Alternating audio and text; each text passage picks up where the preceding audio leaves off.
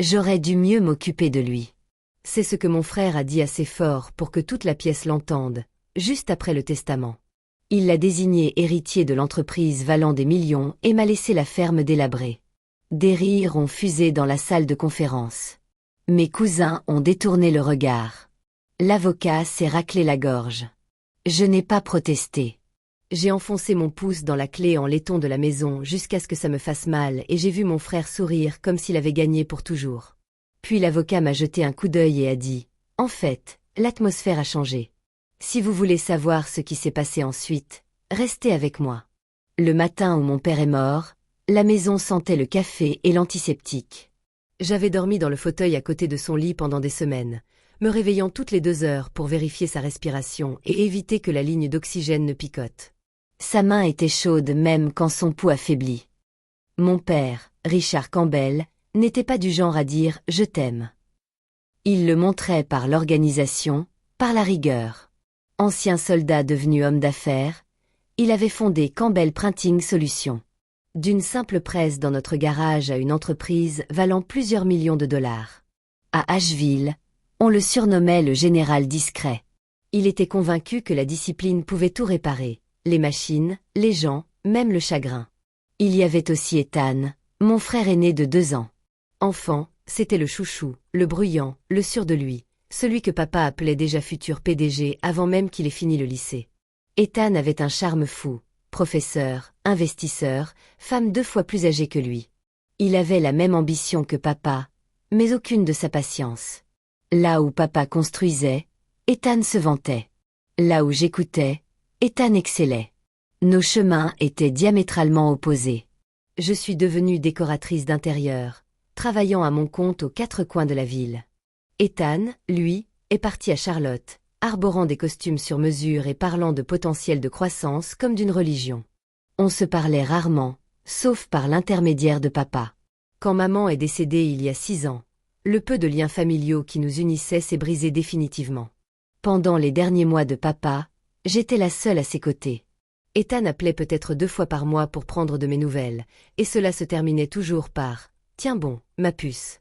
Tu te débrouilles super bien. » Il ne m'a jamais demandé ce que cela signifiait, super bien, quand on donne à manger à un homme à minuit ou qu'on nettoie des médicaments renversés à 3 heures du matin.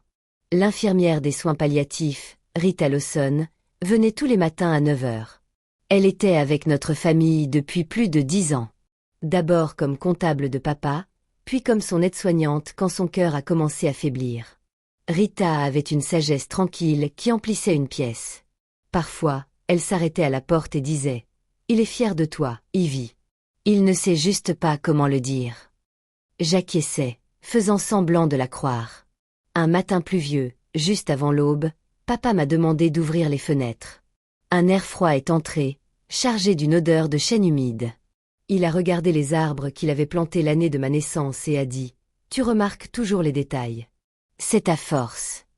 Ne laisse jamais personne te faire douter de ça. » Il est décédé 2 jours plus tard, paisiblement, comme s'il avait terminé la dernière ligne d'une longue lettre. Aux funérailles, Ethan est arrivé en costume Tom Ford anthracite et lunettes de soleil trop foncées pour le ciel couvert. Il se frayait un chemin à travers la foule avec l'assurance d'un homme politique, serrant des mains, remerciant les invités de leur soutien.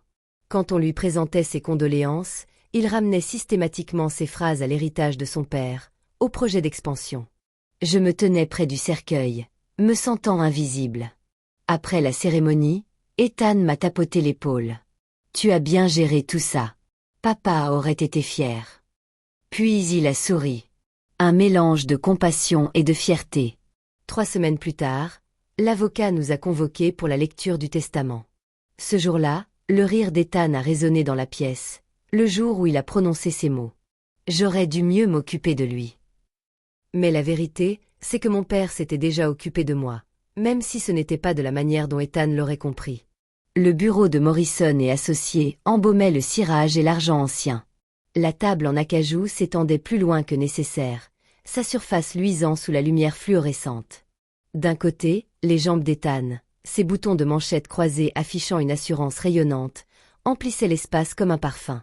De l'autre, moi, mon sac sur les genoux, m'efforçant de ne pas fixer les certificats encadrés où l'on pouvait lire « Excellence en droit successoral ».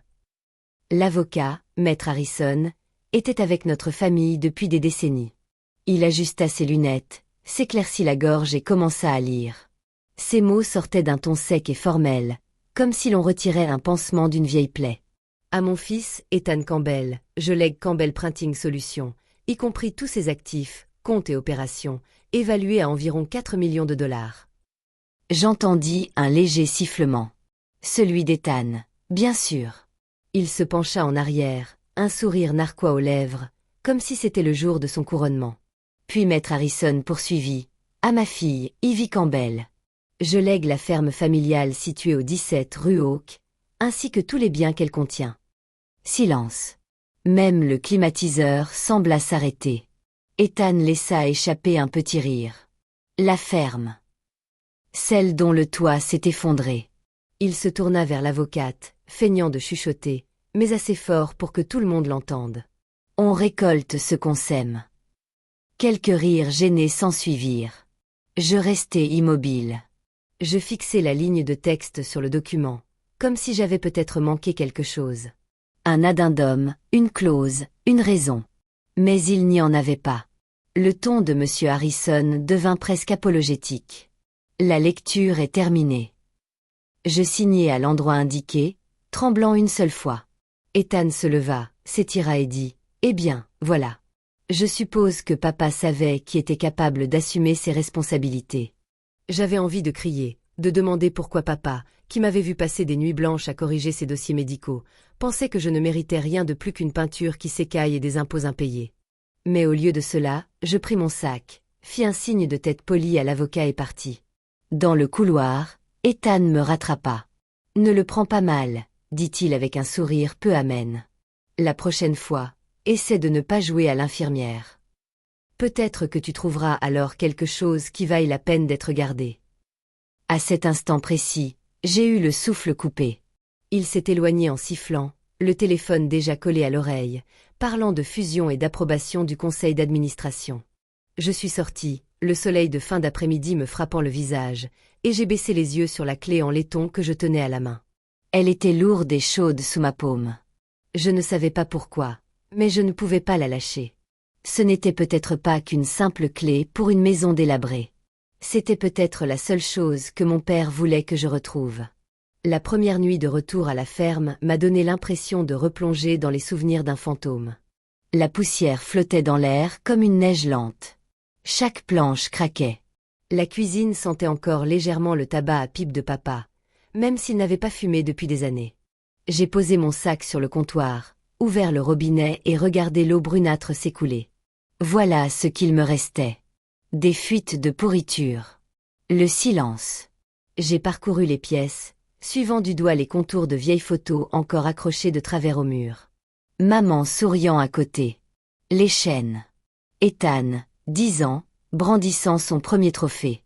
Moi, plus petite, sur le côté, presque hors cadre. Dans le salon, je me suis affalée sur le canapé et j'ai repassé en boucle la voix d'Ethan dans ma tête.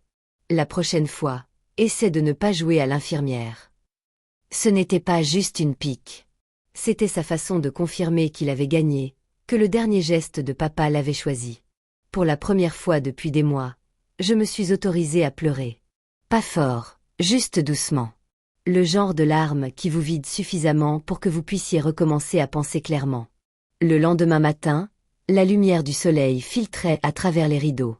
J'ai préparé du café dans la vieille cafetière à percolation de papa, et je suis entrée dans son bureau. Les tiroirs étaient rangés comme toujours. Les crayons alignés. Les factures empilées, chaque chose à sa place. Mais quand j'ai voulu déplacer le bureau pour balayer derrière, quelque chose a bougé. Un son creux a résonné contre le mur. Je me suis figée. Un coup. Un autre son creux. 60 centimètres plus loin, solide. Mon pouce est accéléré. Je me suis accroupie, passant mes doigts le long de la plainte jusqu'à sentir un joint, une fine bande où la peinture ne correspondait pas tout à fait. J'ai pris un tournevis dans la boîte à outils, l'ai ouvert et j'ai découvert un petit panneau métallique avec un clavier numérique, un code. Je l'ai longuement fixé, puis j'ai composé les seuls chiffres qui semblaient logiques, la date de naissance de maman. Le clavier a émis un léger cliquetis mécanique et le panneau s'est ouvert. À l'intérieur, Un coffre-fort ignifugé, petit mais profond. Ma main tremblait en le sortant. Une lettre était scotchée sur le devant, mon nom écrit de la main de papa. Si tu lis ceci, c'est que tu as trouvé ce que je voulais que tu trouves. Il n'a jamais été question d'argent, Ivy. À l'intérieur se trouvaient des relevés bancaires, des documents d'investissement et une minuscule clé en laiton portant l'inscription First National Bank. Boîte 212. Je suis restée assise là, à contempler la lettre, le coffre-fort, la poussière qui dansait au soleil. Pendant tout ce temps, il ne m'avait pas ignoré. Il m'avait fait confiance pour le trouver. J'ai plié le mot soigneusement, serré la clé de la banque contre moi, et murmura à la pièce vide. « D'accord, papa. Je finirai ce que tu as commencé. » Le lendemain matin, je pris la voiture pour me rendre à la First National Bank, en centre-ville. La clé en laiton me paraissait de plus en plus lourde à chaque kilomètre.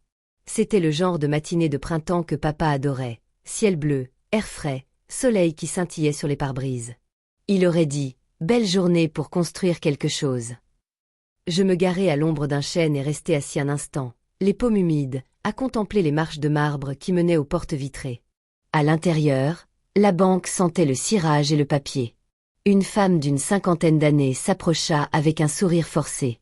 Son badge indiquait « Madame Chen, directrice d'agence. » « Je crois que ceci appartient à l'une de vos boîtes, » dis-je en déposant la petite clé sur son bureau. Elle l'examina, puis me regarda avec une vague reconnaissance. « Campbell. » J'acquiesçai. Son expression s'adoucit. « Votre père était un homme méticuleux. Il venait toujours le vendredi, à la même heure, avec la même tasse de café. » Elle me fit passer par de lourdes portes pour accéder à la chambre forte. Les murs bourdonnaient légèrement sous l'effet de la climatisation. Nous nous arrêtâmes devant un petit coffre-fort. Boîte marquée 212. « Prends tout ton temps, » dit-elle, et elle me laissa seule. La serrure s'ouvrit avec une facilité surprenante. À l'intérieur, des dossiers soigneusement empilés, des enveloppes scellées et une clé USB. Le premier dossier était intitulé « Investissement 2003 Tuning 22 ». Chaque document détaillait des actions, des certificats d'obligation et des comptes dont j'ignorais l'existence. Au fond, une enveloppe à mon nom. Je l'ouvris lentement. « Ivy, si tu lis ceci, tu as réussi l'épreuve que je n'ai jamais pu faire passer à ton frère. Ethan a toujours mesuré la valeur aux applaudissements. Toi, tu l'as toujours mesuré à l'effort. J'ai bâti mon entreprise pour qu'il la dirige, mais j'ai bâti ceci pour que tu comprennes. Dans cette boîte se trouve tout ce que j'ai économisé depuis tes 10 ans. C'est à toi. Utilise-le avec sagesse, discrétion, et ne laisse jamais l'arrogance y toucher. Tu étais mon équilibre. Rends-moi fier. Je t'aime, papa. » Les chiffres sur ces relevés se brouillaient devant mes yeux. 3 millions de dollars de valeur totale. De quoi reconstruire la ferme, rembourser les dettes et vivre sans crainte. Mais plus encore. C'était plus qu'une preuve. C'était la preuve que je n'étais pas invisible. J'ai porté la main à ma bouche et j'ai ri une seule fois, d'un rire tremblant et étouffé. Cet après-midi-là, j'ai appelé Monsieur Harrison. « Il faut que je vous voie, » ai-je dit, en présence d'Ethan. Il a hésité. Est-ce à propos de la succession? Il s'agit de tourner la page, ai-je répondu. Ethan est arrivé 2 jours plus tard, en retard comme toujours, son eau de Cologne embaumant la pièce avant lui. La même table en acajou, le même bureau d'avocat, mais l'atmosphère était différente cette fois, plus lourde, chargée d'attente. Je me suis assise en face de lui, un dossier posé devant moi. Il s'est laissé tomber dans le fauteuil, affichant son sourire habituel. Alors, de quoi s'agit-il? J'ai enfin décidé de vendre la ferme. Monsieur Harrison a croisé les mains. En fait, Ethan, il y a quelques points concernant les biens privés de votre père qui nécessitent des éclaircissements. Ethan a froncé les sourcils. Des biens privés. Oui. Monsieur Harrison a ouvert un deuxième dossier, celui que je lui avais tendu plus tôt. Votre père détenait une fiducie distincte qui n'était pas mentionnée dans le testament initial. Il avait été ordonné que cela ne soit divulgué qu'une fois certaines conditions remplies. Le sourire narquois d'Ethan s'estompa. Quelles conditions? Demandai-je pour la première fois. Que je le découvre moi-même. Il rit. Découvrir quoi? Quelques vieilles obligations. Monsieur Harrison ajusta ses lunettes.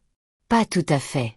Le fonds comprend des investissements diversifiés, des titres de propriété et des comptes totalisant plus de 3 millions de dollars, qui appartiennent tous exclusivement à votre sœur. Ces mots résonnèrent comme un coup de cloche. Le visage d'Ethan pâlit, mais M. Harrison répéta lentement. Votre sœur, Ivy Campbell, est l'unique bénéficiaire du fonds privé de votre père. Ethan se tourna vers moi, la voix brisée. Vous étiez au courant. Je l'ai découvert, dis-je simplement. Dans la maison dont vous vous êtes moqué. Il cligna des yeux en secouant la tête. Non, papa ne ferait pas ça. Il ne me cacherait pas une chose pareille. Monsieur Harrison soupira. Il l'a fait. Il voulait voir comment chacun de vous gérerait ce qui lui avait été légué. Vous avez hérité de l'entreprise, Ethan. Votre sœur a hérité d'eux. Ethan frappa à la table du poing. Cette entreprise était un désastre. Il m'a piégé pour que j'échoue ou que j'apprenne, dis-je doucement. Il se retourna brusquement vers moi, la fureur montant à son visage. Tu crois que ça te rend meilleur que moi. Tu as eu de la chance.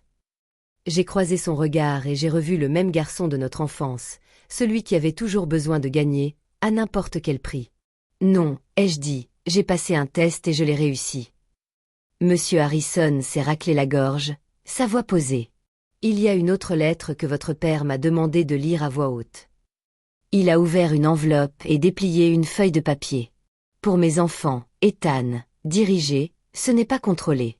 C'est être responsable. Je t'ai donné l'entreprise parce que je voulais que tu la construises, pas que tu te vantes. Ivy, tu as compris la valeur sans jamais la rechercher. Tu as vu ce que les autres ne voyaient pas. C'est pourquoi l'avenir t'appartient. Un silence de mort s'est abattu sur la pièce. La mâchoire d'Ethan s'est crispée. Il m'a laissé un navire en perdition et à elle une fortune. Peut-être qu'il nous a simplement donné ce que nous méritions, ai-je dit. Sa chaise a grincé lorsqu'il s'est levé. Tu crois que c'est fini? C'est déjà fini, ai-je dit en me levant à mon tour. La différence entre nous, Ethan. Tu penses que l'argent prouve la valeur. Je pense que ce sont les choix. Il est sorti en trombe, claquant la porte. Le bruit était si fort que les diplômes accrochés au mur tremblaient. Monsieur Harrison ramassa les papiers discrètement. Ton père serait fier, Ivy. Non pas de ce que tu as hérité, mais de ce que tu n'as pas perdu. J'esquissai un sourire. Il m'a toujours appris à construire à partir de rien. Une semaine plus tard, je retournai à la ferme. Le ciel se teintait d'orange, les champs bourdonnaient du chant des grillons. Je montai les marches du porche, un pot de peinture dans une main et la clé en laiton dans l'autre.